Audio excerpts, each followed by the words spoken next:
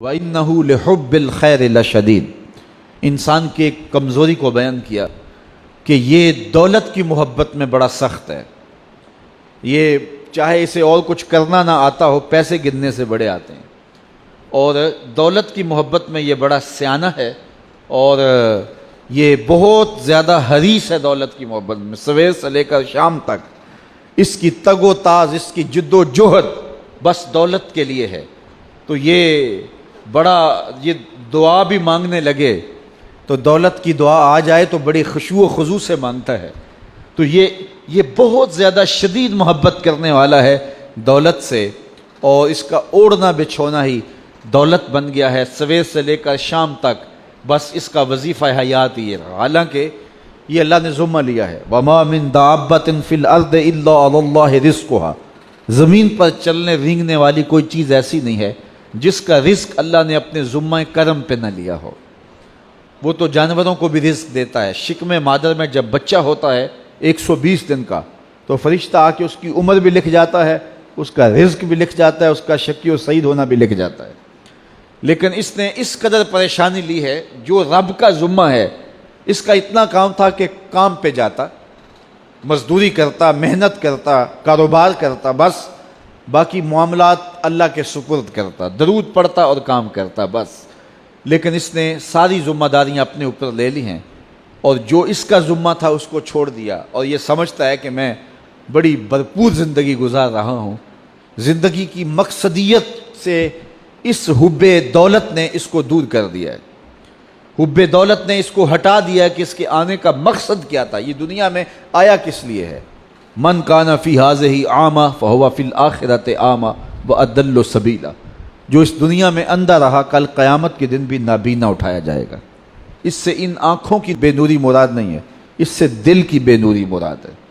تو جس نے آ کے دل سے آشنائی حاصل نہیں کی، من کا چراغاں ہی نہیں جس کو نصیب ہو سکا، مقصد حیات زندگی کا شعور جسے نصیب نہیں ہو سکا، میں دنیا پہ آیا کیوں تھا، تو اس نے پھر پایا کیوں. رزق تو چیونٹی بھی کما لیتی ہے، یہ اشرف المخلوقات کیسے ہے.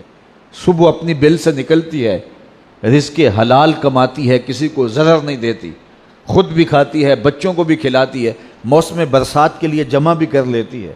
اگر یہی وظیفہ ایک انسان کا بھی ہو اور اس سے بڑھ کر کچھ بھی نہیں ہے، تو کیا فرق رہ گیا انسان میں اور ایک چیونٹی میں. مقصد حیات کیا ہے اس کا. اکبر الہ آبادی مرحوم نے کہا تھا، کیا بتائیں احباب کیا کارنمایاں کر گئے، بی اے کیا، نوکر ہوئے، پینشن ملی اور مر گئے. کیا زندگی کا یہ مقصد تھا؟ زندگی کا مقصد رب کی معرفت ہے. اس دنیا میں رہ کے اس کی معرفت حاصل کرنا ہے، اس کے قرب کے لیے کوشش کرنا ہے، اپنی زندگی کو اس کے احکام کے سانچے میں ڈھال دینا ہے. لیکن دولت کی محبت نے اس کو اندھا کر دیا. وَإِنَّهُ لِحُبِّ الْخَيْرِ لَشَدِيدٌ. یہ مال کی محبت میں بہت زیادہ سخت ہے. اچھا ٹھیک ہے، کر لے اکٹھا مال، لیکن کفن کو جیب نہیں ہوتی، کہاں لے جائے گا یہ مال.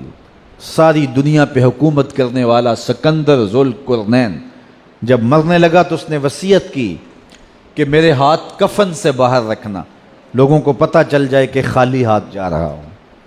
پوری دنیا پہ حکومت کرنے والا شخص، اتنے بڑے محلات میں زندگی گزارنے والا. میں اس کے محل دیکھ کے آیا ہوں تو میں سوچتا تھا یہ اتنے بڑے محل، کیا اس کا مصرف ہوگا، اتنی عشرت گاہیں ان لوگوں کی.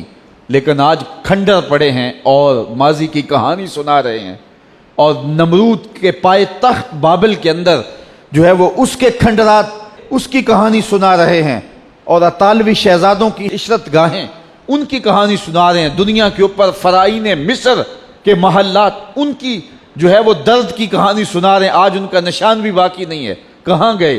اس نے کہا کہ میرے ہاتھ کفن سے باہر رکھنا تاکہ لوگوں کو پتہ چلے کہ میں خالی ہاتھ جا رہا ہوں. یہ آخری وقت پتہ چلا، کاش کہ زندگی میں اس کی خبر ہو جاتی کہ کفن ایسا لباس ہے جس کو جیب نہیں ہوتی، اور یہاں عمل پہلے سے بھیجنے ہوتے ہیں اور وہاں جا کے وصول کرنے ہوتے ہیں. خوش نصیب ہیں جو زندگی کی مقصدیت سے آگاہ ہو جاتے ہیں.